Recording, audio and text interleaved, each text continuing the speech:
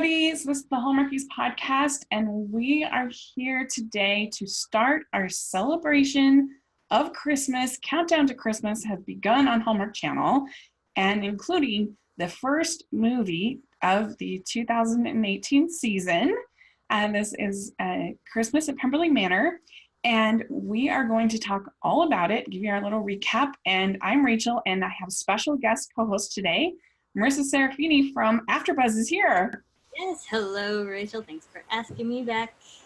For coming. I'm so excited to talk with you, and we haven't had you on since our bingo episode, which was so much fun in July. Was bingo card queued up when you were watching this film? I didn't because I was busy live tweeting, but I know a bunch of people did. And one of the strengths, we're going to talk about it, but one of the strengths of this movie was it was Christmas crazy. It had our friend Caroline, she showed us her bingo card, and which you can print out Hallmarkies podcast.com, and her card was practically full. It was so funny though, because she just had like this outer border, so she didn't end up getting bingo, but she's had like 15 things clicked off, which I thought that was very emblematic of this movie, that there was a lot of Christmas in this movie. Yes, there was. And I think it was a solid start to the 37 movies we're going to watch this entire. Yeah, and I think it was really smart to start with this movie because it was so Christmassy. And since we're not really in the Christmas spirit yet, because it's before Halloween, you kind of needed it to be a little overkill, I think, to kind of start everything off. Yeah, they definitely started with the Christmas, but it definitely had the feel of and the themes of what is in a usual Christmas Hallmark movie. Yeah. So since July, how have you been? I'm good. Been watching, admittedly, because Chesapeake Shores kind of took over my schedule for a while. That was like really the only thing I watched, and I fell behind in all the summer movies and stuff. I still haven't watched the garage sale mystery movies that all aired in August, so I'm actually kind of behind on my Hallmark movies. My introduction to the garage sale mysteries, but I thought they were so fun. You haven't seen any of them before? No. Mm-mm. Yeah, I forget at what number count they are now, but there was probably a solid 8. Mm-hmm. At least 8 to 10 before. I don't know how many movies they're at now, but yeah, Lori Laughlin's fun. Yeah, I've never been a big fan of the mystery shows, but I really liked the family dynamic in the garage sale mysteries. I thought they were really fun, and I thought they did a pretty good job obfuscating, because some of them are just so obvious to me that they become kind of boring, and I thought they did a decent job, and I really just liked the whole cast a lot. Yeah, it's a good cast. I like the family dynamic. Mm-hmm. All of them. And conveniently that Laura's character is going to, find something. Yeah. Going to be like, yep, here's our mystery. And I do actually, am a general fan of mystery / thriller kind of storylines. Mm-hmm. Sherlock Holmes is, one of I think that the Aurora Tea Garden and the Garage Mysteries are the best. Murder She Bakes series. Yeah, I actually haven't seen any of those, believe it or not. I know, shocking. There's a lot of mystery movies to watch, but those are also, they're difficult to watch because they're always filled with snacks. And when you're done or you're watching them, you have a whole pack of Oreos next to you, and you're just eating them throughout the movie. Uh-huh. Yeah. It's bad for your health when you're watching those movies. Yeah, I was did an interview with Jill Wagner, and she said she was talking about the Christmas cookie movie that she was in. Yeah. And she was like, I could just keep eating Christmas cookies because it's for my job. It'd be nice. I love Jill Wagner. Yeah, that was really, really fun. We decided that, because my last name's Wagner, so we decided that we're cousins. I believe that. Yeah, that's right. Sure, you guys have listened to our 2 Hallmark preview shows where we cover all 37 of the films, give our expectations on the different films, and we did a Lifetime preview show, and then tomorrow on our podcast we are going to have what we call the All the Rest preview show, where we're going to preview Netflix, Freeform, Up TV, feature films, everything. So we will have previewed everything that has anything to do with Christmas in 2018, and it's really a fun one. Yeah, that's a lot. Good for you. Yeah, I counted it out that I think total we previewed something like 85 films between the 4 podcasts. Anyway, all right. Well, let's dive into this movie.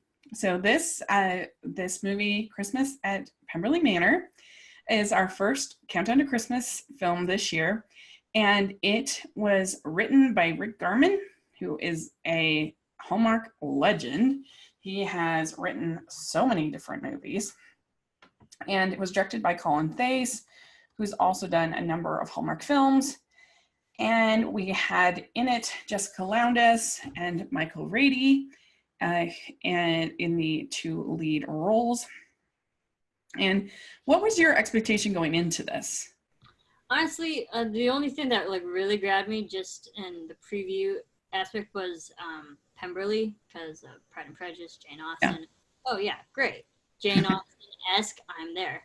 And then while I was watching it, I was like, okay, they're using the names, but not many, and we'll get more into it, but the theme. But I thought I like Jessica Lowndes and Michael Rady, and I think they're fun. Never have seen those 2 pairings together, and I think they played off each other pretty well. So I was like, if you like the main 2 characters and protagonists, you're gonna follow the film. Like generally, hopefully you'll like the film after that. So yeah, I kind of had the same. I actually was looking forward to this more than the Pride and Prejudice and Mistletoe movie coming up.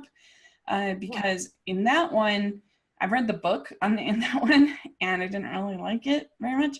And in that one, the lead character is Darcy, which in the book, I didn't think it really worked that well. I'm still hopeful because Lacey Chabert, Brendan Penny, and the writer is one of our favorites of that one. So I'm hoping that it will be a surprise. But this one seemed more promise to have Elizabeth as the lead character. So I was pretty excited. And you have 2 basically Hall stars here, with Jessica Lowndes having been in Yes, I Do, and in Magical Christmas Ornaments, and December Bride, and Merry Matrimony. So she's been in quite a few Hallmark movies. And then Michael Rady has been in the Christmas at Homestead, which is really good. One of my favorites. Yeah, that one's really, really good. And it was in Joyous Christmas last year, which I didn't really care for that one, but Christmas at Homestead is really solid. And so anyway, I was excited, and I kind of have 2 feelings about this movie. I thought that all of the Christmas stuff was really fun, and I enjoyed all of that. I thought that the Jane Austen stuff was all bad. I didn't like any of the Jane Austen stuff. Or the lack thereof of Jane Austen stuff. Yeah, I didn't think that it worked at all. Like, I kind of wonder if these people have read Pride and Prejudice, because there was like no similarities at all. It kind of, I was talking to Amber about it, and she mentioned the old Pride and Prejudice from the 1940s with Laurence Olivier. And that one is also bonkers. It's nothing like Pride and Prejudice. But like in that one, Lady Catherine de Bourgh is like a busybody matchmaker. So like, it's not like it at all. But I do think in that one they get Darcy right, because Olivier is amazing, it's Darcy. Whereas I don't think they even did that here. Like, I think I would have, and I found it really distracting because I kept thinking, like, instead of just enjoying the movie and like as a fluffy, fun little movie, I was like trying to figure out what they were doing. And I'm like, why is this person Wickham? Has absolutely no similarities with Wickham at all. Like, what's going on? Yeah. While I was watching, I was like, yeah, okay, we have our Darcy and we have our Elizabeth Bennet. But then when you're watching the characters, you're like, those names were completely different. Yeah. And I'm like, okay, so is it really just the main 2 leads that are somewhat Pride and Prejudice? And then the story was completely different in the fact that, like, they had their own, not to say it was original, but different from what Pride and Prejudice was. Yeah. Does anything prideful. Exactly. Ever. Like, his worst things that he does is make a joke with his with his assistant, Band. and who's not like Bingley at all. What was that? And then he is going to sell a house, but he's not even selling it. It's the board of directors who are selling it. So he's not even the bad guy here. And he doesn't want to have the festival there because they're selling the house. And so like that makes total sense. So, and not that Darcy should be the bad guy, because he's really just kind of shy and awkward and, you know, and a little bit prideful. Mm-hmm. But he's not like prideful at all. Yeah. I was waiting for, well, so that's your point about Darcy, but my thing was like the development of Elizabeth Bennet, because from Pride and Prejudice, it's so family oriented. Right. Mother's always wanting to get all the daughters married off and stuff, and so I was kind of hoping there'd be a more family dynamic with like the sisters maybe giving her like pressure to get into a relationship, especially around the Christmas, and no, not any. Not at all. Like we saw no family basically. Right. I'm trying to remember if like she had any. You know, she had the lines like, "I'm gonna go home after this event to be with my family," yet we never saw. Right. I was waiting for like a family dynamic that is so prevalent in the actual story. And she wasn't like prejudiced at all. Like she was, I guess she had one little speech where she judged Darcy in the limo. But other than that, like she was perfectly pleasant and perfectly sweet. And she was more like, almost like Jane in the book, if you were going to give her a character. Kind of sweet and a little like naive. And, but, you know, very, very pleasant. And she was more like that and not like Lizzie really at all, who makes these kind of judgments and who has a hard time kind of letting go of those judgments, both for and against people. And like she judges Wickham to be a nice guy, and she holds on to that for longer than she probably should. She judges Darcy to be a terrible person. She holds on to that longer than she should. And that's what makes her character interesting. Yeah, Elizabeth has more of an attitude and snap judgments against other people in the original story. And the character of Elizabeth in this movie is like super likable. If you want to be friends with her. In the original story, you kind of don't. You would maybe like keep her at arm's length. Yeah, because she's pretty judged. And there was no like Mr. Collins. Who was supposed to be the Mr. Collins? And that's a missed opportunity. When you don't have Mr. Collins, who's like super funny. That's why I say like lack thereof, because there are so many characters that are in the original story, but you saw nowhere. Santa's supposed to be Mr. Collins, but that doesn't make any sense. I mean, he had some comedic lines, but he was just there out of convenience. Yeah.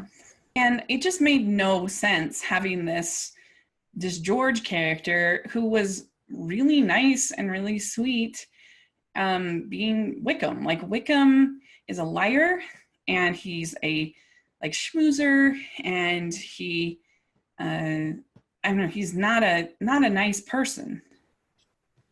Yeah, and I think the only conflict, I guess you can say, with George is you can see maybe some hint of jealousy because he wanted to be with Elizabeth years ago.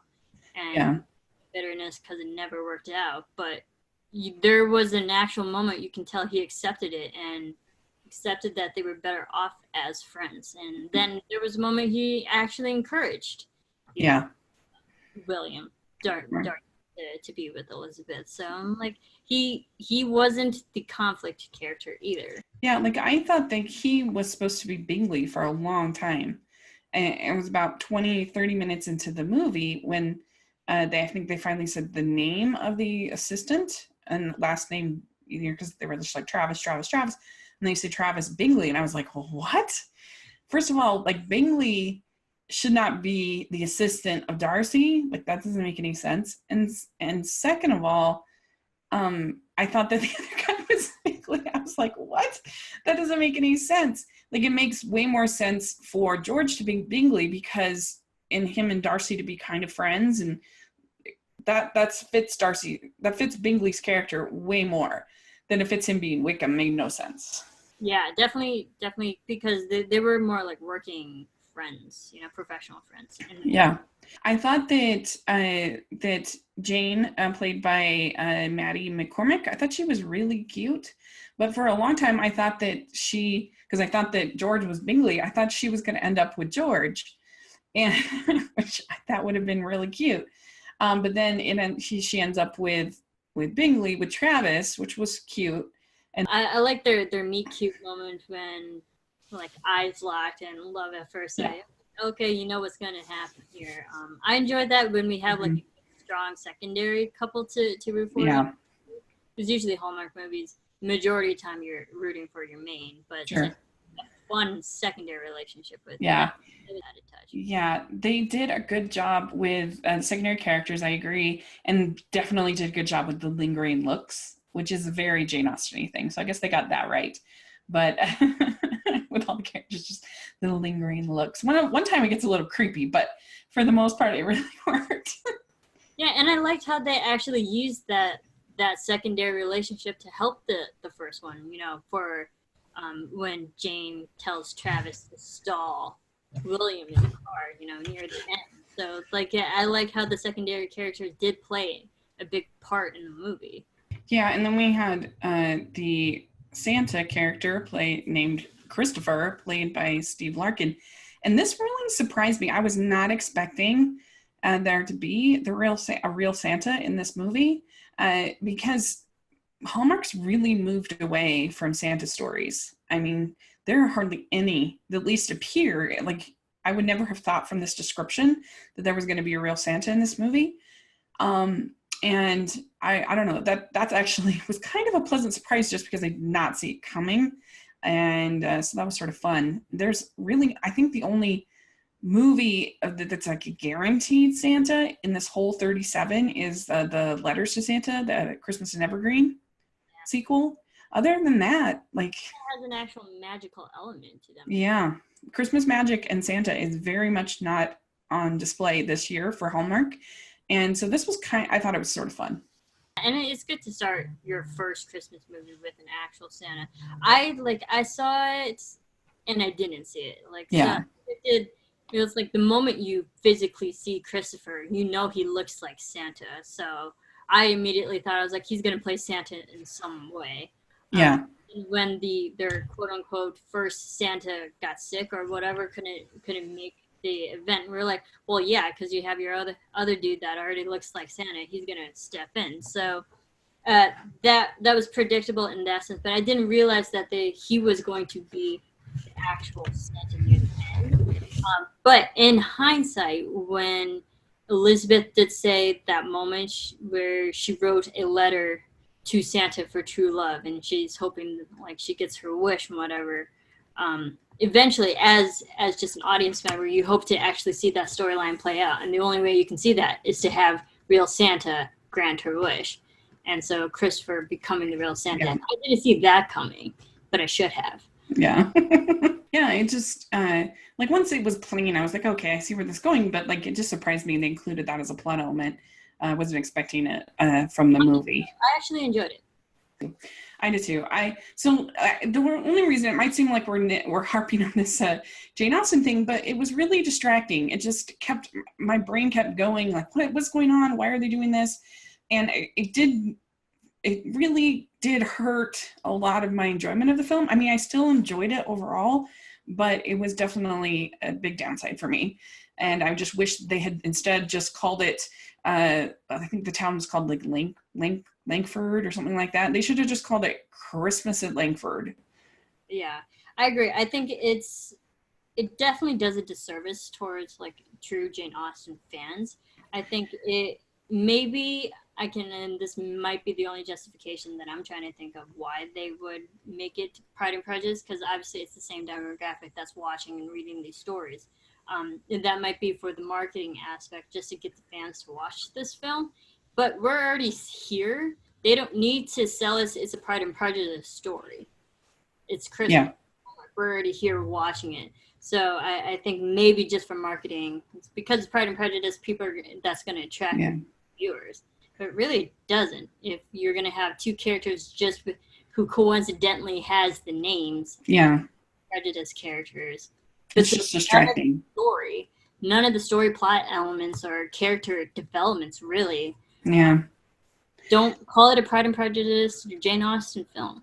Yeah, I think Unleashing Mr. Darcy, Ryan Paevey's character, I think is way more of a Darcy character in that one. Agreed. So, like, he lives up to the Darcy character. Yeah. Anyway, so let's dive in. What did you think of having Meredith from The Parent Trap as the boss? What was that? To see her in the first minute of the film, I'm like, sold. I've talked about it before on your show. Like, Parent Trap is literally my all-time favorite movie ever. And I've met Elaine Hendricks in real life. So to see her, I immediately texted my friend. I was like, she's in this movie. And she's also a biatch, and she's so great at it. Yeah. I was sold. The minute I saw her, I was like, I don't even care. I could watch her. So I was very, very excited that she was in it. And I should have known she was in it, but like she didn't promote or tweet it. Yeah. So like, and I follow her. So to see her was a nice surprise. And I knew, because she's so good at playing, like, not to say evil, but like the villain, yeah. Villain, yes. Sorry, not to make your show PG-13. Oh, you're fine. The villain conflict character, you knew she was gonna have a moment. She was gonna create the conflict in the movie, and she did have a big plot line. She played a big part in the last. Yeah. I like that. It was really, really fun. I was like, oh my gosh, they should take her camping. That will solve all the problems.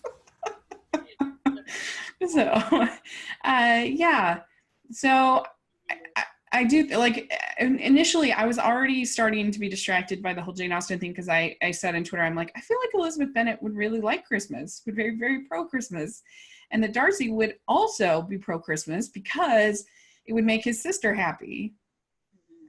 And he's not really anti-Christmas here. He's just very, like, practical because he's selling the house. He's, like, anti-promotion, like, self-promotion.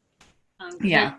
And, like, which is nice because he was doing good things but not getting attention for himself. So, like, I like that just as a character because it just shows he's a good person doing the right thing. Yeah. Not asking attention for it. So, I like that.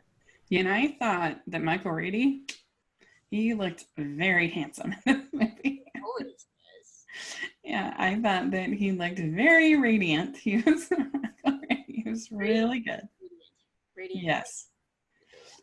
And so, and I guess his big thing that makes him kind of a villain is that he's making people work on Christmas, but he's very, like, he's doing it in kind of a little bit of a naive way. Like, he's not doing it to be mean like a Scrooge would. He's just very much like, of course. It's just, I don't know. It's just different. It's not out of, like, anger or trying to make people or some kind of statement about Christmas. Like, he's fine in the movie. He's totally willing to play ball with whatever happens. Like, he's not a difficult person. He's just very practical. Like, he's willing to go shopping for this stuff. He's willing to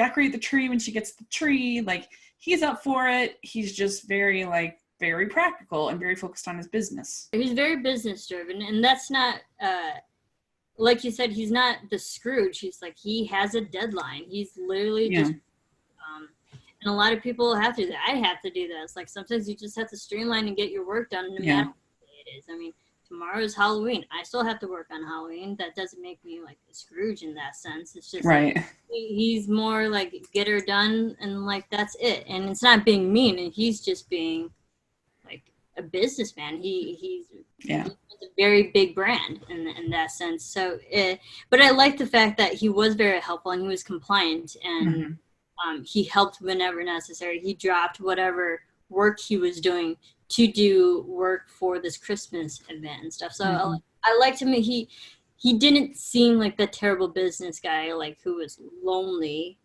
and bitter. He got so used to working and not spending the actual holidays with people. Yeah. So it was pretty funny. So they get to the town and he asks his assistant to go get him a coffee. And like, it was kind of funny.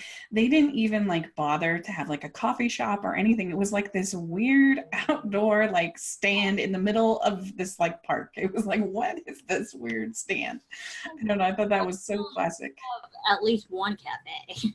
Yeah, I know. No one had the stand. Really funny. It was like the classic thing from Hallmark that they just are like, well, who cares? We're just going to do it because it works for the script. Coffee. And sometimes comes from outdoor stands. Yeah, evidently that's the case here. And you have our Travis Bingley, his assistant, who goes up to the top of the line. He's like, look, I need to get this. Sorry, there's this long line at this stand. And Elizabeth is like, hey, you can't butt in line.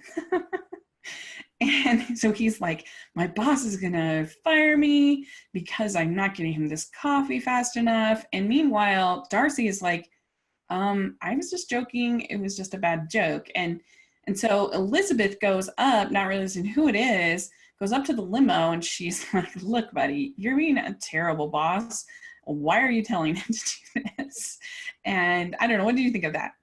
I mean, I think they were trying to establish that Darcy's not the greatest guy, quote unquote. But also, it also establishes that, yeah, he was trying to be funny, but he's bad, and he comes across too serious. Like and I think they were trying to go with Darcy in the original story is a very serious guy. Fairly serious, you know.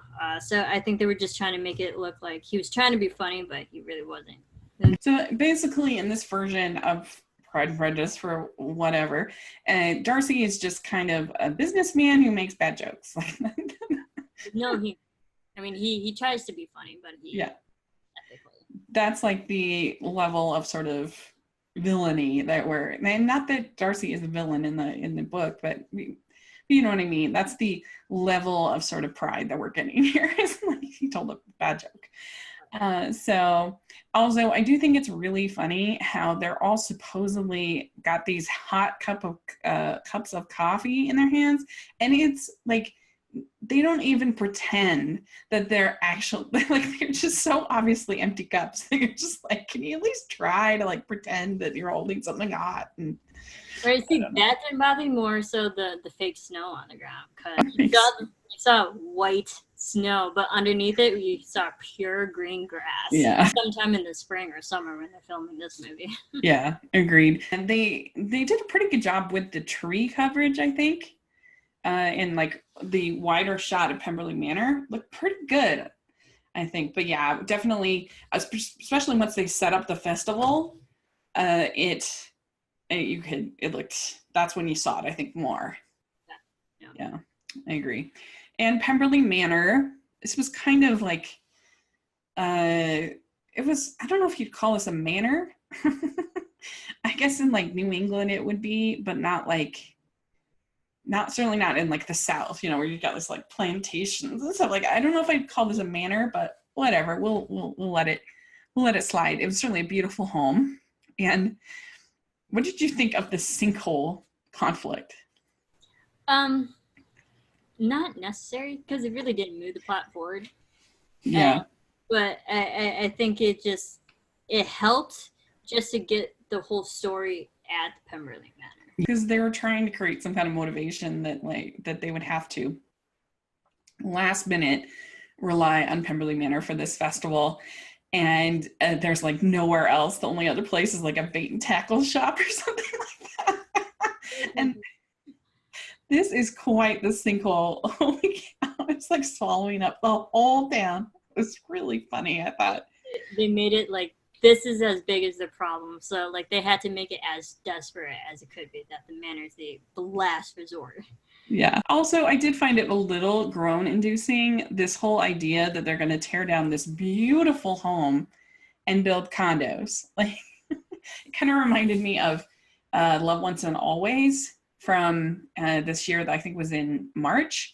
And in that one, they're going to tear down this beautiful house to build a golf course. And I'm like, that makes no sense. First of all, there's all this land all around. Like, why on earth would you tear down this beautiful home that's still functioning, still operating? You know, it's not like it's like got termites or some horrible thing. Like, you could make a killing hosting weddings at Pemberley Manor.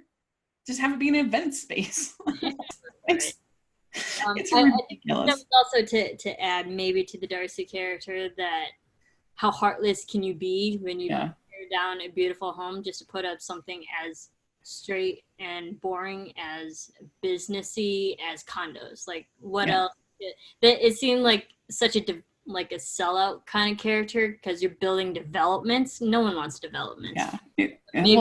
Build like a dislikability factor. Yeah, you know that Hallmark business is evil, and that's the business is bad, and so that was their way of trying to kind of, they wanted to make him bad, an antagonist, while still making him the protagonist, making him the lead. So it was like, well, I'm going to sell the house, but it's really the board that's selling the house, you know? So it's kind of like they gave him, I said these mean things to my assistant, but it was really just a joke. So it was kind of, that was their way of sort of setting up the character, but then not really, you know, they're sort of an out for everything. And so, yeah, she's able to, they go up and they try to get use of Pemberley for this festival. He's like, no, we're selling the house. Like, we're not going to use it. It's not going to work. So she goes to the buyers and, or the board. Yeah, that's right. Yeah. And she's like, this will be great. This will be really goodwill for the whole community, whatever. So she gets them to agree. And then he's like, okay, sure. Let me know what I can do to help. I like that go-getter attitude that she has. Literally skip the middleman and take it right to the source. I like that. Yeah. And I just loved all the scenes with them shopping because they had like a million bags and then this like big pile of these boxes that look like shirt boxes. You know what I mean? Like when you get a shirt at the department store. That's what they look like. And I'm like, what are they buying for this at like those kinds of stores? Like, I'm all for shopping local, but I would think for a festival, you need to go to like Kmart and like stock up, or Walmart or whatever. It was really funny to me. But I just thought this is the only version of Pride and Prejudice where Darcy becomes Elizabeth's shopping stooge. It was great. I loved it. It was really fun. It was fun to see him like struggle because you don't really, that's what his assistant is for. And so the fact that he's actually doing quote unquote work for this, it added humor. Yeah. So we're kind of trying to make him seem like some kind of ladies' man, which was really funny. Like, that was a little unusual for Hallmark because they were like saying about how he dated 2 models at once. Like, he is Michael Rady, so I mean, he's a very handsome man, so I believe it. Rich and famous could get any girl he wanted. Yeah, for sure. Then it was weird because they had the tree buying scene, not between Darcy and Elizabeth. They had it with Elizabeth and George, which was sort of weird. Because that's kind of an iconic moment for a Hallmark Christmas movie is the tree buying scene for the couple.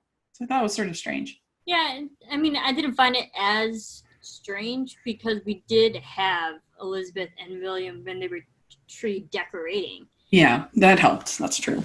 Emotional backstory to Darcy's history and why he doesn't like the holidays and his connection to the house. So I didn't mind the tree buying scene that wasn't with Darcy. Mm-hmm.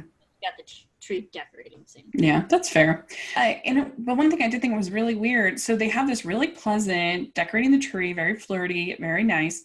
And she leaves and he's like, oh, I'm not going to go to the festival because I just want it to be about the town. I don't want me to get involved. And they have this discussion. And then afterwards, she's like, he threw me out of the house. I'm like, no, he didn't. He got you out of the house quickly, but he did it in a very nice way. Yeah, he did not throw her out of the house in any way, shape, or form. Like, what is going on? So that was weird.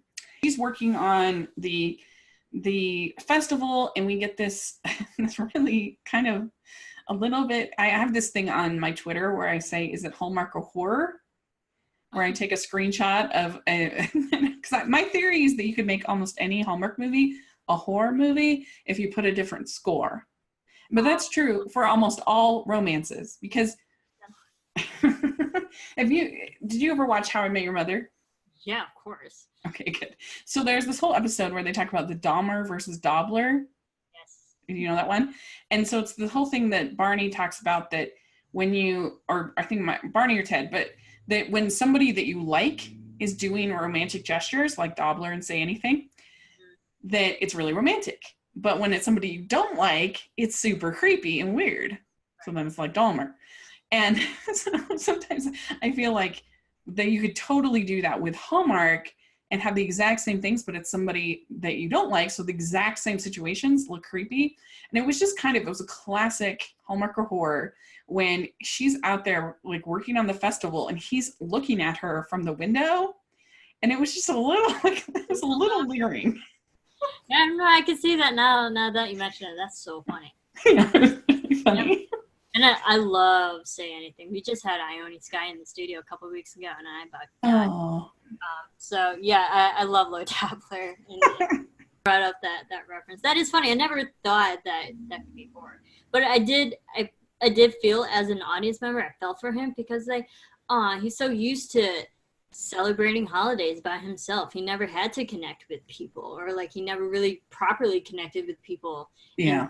Social events like that. So I think he was just conditioned to always look towards the actual fun but actually not be a part of it. Yeah, and that is the cool thing. That is the one thing I think they got right about Darcy as a character, is that Darcy is kind of lonely, and he's had to do a lot on his own, including raise his sister. They don't have a sister in this one, but I think they captured his loneliness pretty well in this. I definitely think so too, and especially with the backstory during the tree decorating scene, where it's like his family, where he grew up, and then he never really had a proper Christmas. He grew up with his what was it, his aunt or his grandparents. But like his last proper Christmas was when he was young. So imagine in the last probably 10-15 years, he just got so used to not having a real Christmas. Yeah. And then next we got a cookie baking sequence, because seriously, they really did have it all in this movie. They had tree decorating, tree purchasing, they had a real Santa, they had a festival, Christmas festival, they had travel shenanigans, they had a cookie baking montage. I mean, there were a lot of tropes in this one movie, and I wasn't sure if they were just making the cookies for fun or if it was part of the festival. I think it might have been just for fun. I don't think we saw the cookies at the festival. Yeah. But it had a lot of laughs, because there was the moment she was giving him a hard time about the frosting. Right. It was cute. Are you frosting judging me? Yeah, it was good. So then she's starting to lead the festival, and he brings out the horsing, and he brings out the carriage. And at first I was like, does he have horses? Like, what is going on here? But they're going to renovate it, whatever, refurbish it so they can use it for the festival. The carriage was so easily accessible. It was like, oh yeah, we just have a carriage line. Yeah, I know. Do you have horses? What? Of course. We also get that she writes letters to Santa, and that was another trope that she had in there, and that she asked for true love, which was very cute. I liked that. Aww. Yeah, it was really, really cute. I did love the tree lighting scene in the festival when they had that giant switch. Right. That was really good. Yeah. And I liked Santa, he says, or Chris, whatever, says, Christmas is about more than decorations. It's about people you care about and who care about you. So it was cute. Like, Hallmark usually has good messages. Yeah, for sure. And he goes outside, and they have this handshake, and some tabloid or whatever takes a picture, because that's like big tabloid moment there is for the small town festival. Your main headline. Yeah, a handshake scandal. And then there's an article in the paper, Billionaire Darcy Saves Christmas. And Like, again, scandal. Oh my gosh, holy cow. Boss sees this and she freaks out because she's like, this is not representing our event planning well, which is very confusing because it's like, actually, literally about saving Christmas for town. What? Your name is attached to a billionaire. How is that not saving? Yeah. I mean, he's giving her a handshake. It's not like he's like suing them or something like that. Like, he's obviously happy, but she's very upset. And Elizabeth gets very upset. And she's like, if this were event planning at school, I would have flunked. So, I don't know. It was hilarious. And then they're looking for Santa Claus. And they're like, if only there was someone around here who looks like Santa Claus. And that's exactly what I was thinking. I was like, he should have already been Santa Claus. Yeah, Christopher's like, what? I don't look like Santa Claus. That was really funny. I love that line. Like, I don't see it. Yeah, and they get Travis his elf helper costume, which I thought was really cute. Yeah, they have the elves. Santa's sort of more about Wickham or George being friend zoned, and he's like, maybe I should ask her again. So he talks to Darcy about it, and he's like, maybe. Give it up, dude. Yeah. Not interested in you. Yeah. And the boss is like, I'm gonna have to come and rescue this because you've just done such a terrible job, which was ridiculous, but it was. Yeah, no, she's been doing a great job. Yeah, obviously doing a great job. He was happy with it. And I loved the scene when when Darcy was wrapping presents. That was so funny, I thought. Yep. He's like the worst present wrapper ever. Not to like generalize, but like men cannot wrap gifts. That's I rarely ever have met any men that can actually properly wrap a gift. Yeah, I think they just maybe rush. And it has to be done kind of methodically.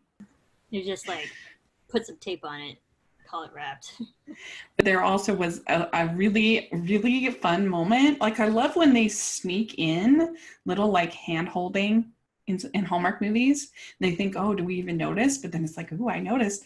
Because she like puts her hand on his arm. Like, very nice. It was good. That's like first base at Hallmark, is the hand-arm touch. It's very good. Don't get too close. Yeah, that's right. So then I think Caroline was her name, was the boss. She comes and she's going to revolutionize the festival. And her version of revolutionizing the festival is basically installing like 10 tables, which was probably a smart idea, let's be honest. Change much per se. She just like made it bigger, I guess. Like, yeah. The line where Caroline was like, well, let's see what else I can salvage of this event. I'm like, she did all of the work. She was just adding more. Like, let's add tables here. Let's add a station here. I was like, you're not really changing things. You're just adding to it. There's going to be food. It's probably a smart idea. Tables. That was probably a good call.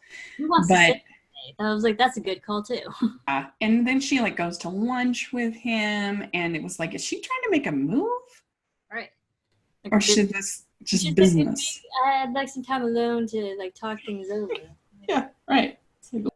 I don't think that's the best way to get his business, is to like try to make a move. But there's this, him and Darcy and Elizabeth go on this carriage ride, which was another trope that they had in there for Christmas, and I thought that was really fun. Yeah, and then Caroline wants to take a ride immediately after. You're like, oh no. Yeah. And so then we find out that the singer is sick, or something happened to the singer, and we've heard her like humming throughout the show. And so that's when Christopher's like, you should sing. And so she gets up there and she sings Oh Holy Night, which I actually thought that her singing was fine. It's not like the best singing I've ever heard in my life, but I thought it was fine, especially for a character that's supposed to be a little insecure, a little, like a little nervous. I thought it worked, but I just don't think they should have picked that song, because Oh Holy Night is one of the hardest Christmas songs to sing, and maybe the hardest Christmas song to sing. Yeah. It goes a whole octave jump. It's really tough, and it was a cappella, which is even tougher. So I think that was a mistake, and they should have done something just simple and sweet, like The First Noel. something like that. And you knew her character was eventually going to sing because they dropped those hints. Yeah. And she's like, yeah, I love singing, yada, yada, her humming. So you knew, like, that was very predictable in that sense. Like, yeah. It was going to feel. But I agree, it should have been a different song because Oh Holy Night is super hard. My favorite version, and I'm going to sound completely biased, but it's true. Martina McBride, who's my favorite of all time, she kills Oh Holy Night. Listen to her White Christmas album, Oh Holy Night. Yeah. That's how you sing Oh Holy. Yeah. Silent Night would have been perfect because it's very simple. It's very sweet. Great acapella as well. Yes. Yeah. Silent Night, I agree. Silent Night was designed to sing acapella. Yeah, exactly. That's what I would have done, but I thought she was fine. I didn't have a problem with her singing. But anyway, it was Christopher who says, it's time to believe in the magic of the holidays. You can get what you wish for, but you have to ask. So that was a nice message. And then we get our classic misread observation, I guess. The scene where he's going to go tell Elizabeth how he feels, and he drives up upon her and George hugging, and he thinks that it's a big moment when it's really them basically saying goodbye. And this is just like another classic trope thrown in there. Oh, right. Like a miscommunication or overheard conversation or just like a misinterpreted type of And it was a hug. It's not like it was a kiss. I mean, I'd still go up to someone if they just hug someone. You know, right. To talk about something that I really needed to talk about. It's just, I don't think, I think one of my issues with this film, and I don't want to say issue because that's such a hard word, but right. They tried to put in so many different conflicts in this movie, and I couldn't follow which one was which. Like Caroline coming in, was that the conflict? Like trying to figure out messing up the festival, was the misread situation with the hugging? Was that the conflict? Was the snowstorm conflict? They try to add so many conflicts, and usually a movie only has one. Yeah. Yeah, and they're selling the house, and is like Caroline trying to make moves, or like is she going to lose her job? Like what's going on? And then it turns out the festival is canceled, which really made no sense because everybody seemed to be having a pleasant time. It literally was an article about how he'd saved Christmas, but it was like the company who was going to buy it had all of a sudden decided not to host the festival on Christmas Day. That's craziness. So like again, and like that also tried to be the conflict. Yeah. Many moments where you're like, what's the big problem of the movie? We don't know. Yeah, instead of just using the conflict that's in Pride and Prejudice.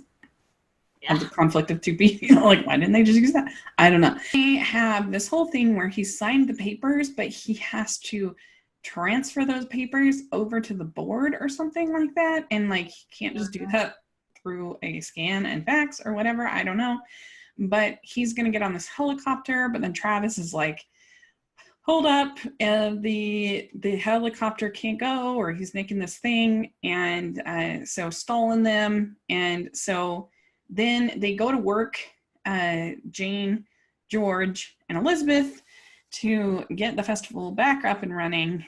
And then they end up with more travel shenanigans where they're stuck past the airport. The car gets stuck in the snow or something. Yeah. And that conflict, that happens all the time. Yeah, for sure. Yeah. This was both men, but the women in Hallmark movies tend to be terrible drivers. They're always getting into car accidents and I'm like, what's going on? Like they have more meet cute car accidents than it's probably healthy. That is very true. The car is always breaking down in some way. So then we see that Chris is really the real Santa, and he's there to rescue them and bring them to the festival. And then he sees the festival, and Darcy decides not to sell the house, and the board also decides, I guess, that they're not going to sell the house. And so it's great, and everybody's happy, and they get Darcy to read The Night Before Christmas, which was very sweet. I really enjoyed that. Another trope they had in, but it was really sweet. I liked it, definitely trope, but it allowed Darcy to have a moment to socialize with everybody and be part of the event. Yeah. Be like the main part of the event. was really cute. And I did think the final lines was very cute when he says to Elizabeth, I had to make it on the nice list. And she says, I think you did. And then they get their kiss. It was really cute. I like the ending. Yeah. So overall, like I said, I thought all of the Jane Austen stuff was bad. I thought all of the Christmas stuff was really fun. And so I end up giving this movie out of 5 crowns. I'm going to give it 3.25. What would you give it? Yeah, that's fair. I was actually going to give it just a 3. Yeah. And Amber was at 2.8, so she's a little bit lower than both of us. Okay. Yeah, because but we're all pretty close. We're all in the same. And I definitely might have gotten a little bit of a first movie bump because this is the first one I've seen, and by the time you get to 37, you're a little more weary, whereas here I'm a little more forgiving, I think, than I might be. You re-rate your movies after you watched all 37. Yeah, and I will do a ranking that I'll continually update. Right now, as far as my whole Hallmark movie list for my ranking for the whole year, I have Christmas at Pemberley Manor at 34 out of, I think, 57. Let's see here. Just below the first Morning Show Mystery at 33. And I have Season for Love at 35. So that's where I currently have it in my ranking. So kind of right in the middle, I guess. There, so. We still have more movies to go. I know, crazy. So much for coming on talking about this movie. This was really fun. Yeah, of course. Thank you for always asking me. Yeah. Fellow podcasters, and plus, it's Hallmark, so I'm there. We really appreciate it. And where can people find you online? Everyone can follow me at Serafini TV. Great. I'll have links for all that. And you're not sure what your coverage as far as Afterbuzz will be? No, not yet. And nothing set in stone yet, but eventually I'll probably, I was thinking my best way to approach it, because there are so many movies, yeah, is I'll watch all of them, but only really do in-depth coverage of the ones that I think stood out the most. Yeah, great. Well, make sure you're following Marisa on social media so that you know what she's covering and what's going on, because it's really great stuff. And she puts you just had a lot of really great interviews from each of our 4, correct? Yes, thank you. Yeah, that was really fun. So definitely check all of those out. And let us know what you think of this movie. Did you like it? Did you not like it? How many crowns would you give it? Let us know in the comment section or on Twitter. And make sure you're following the podcast on Hallmarkies Pod, Instagram, Twitter, all of the social media. And if you can give us a rating on iTunes, we really appreciate it. It really helps us out and more people to find the podcast. So check that out. And you can follow me at Rachel's Reviews on iTunes and on YouTube and all over. And I really appreciate if you do. And thanks again, Marisa. It was really fun. Yeah, always. Thank you. And Merry Christmas. Merry Christmas. Woo!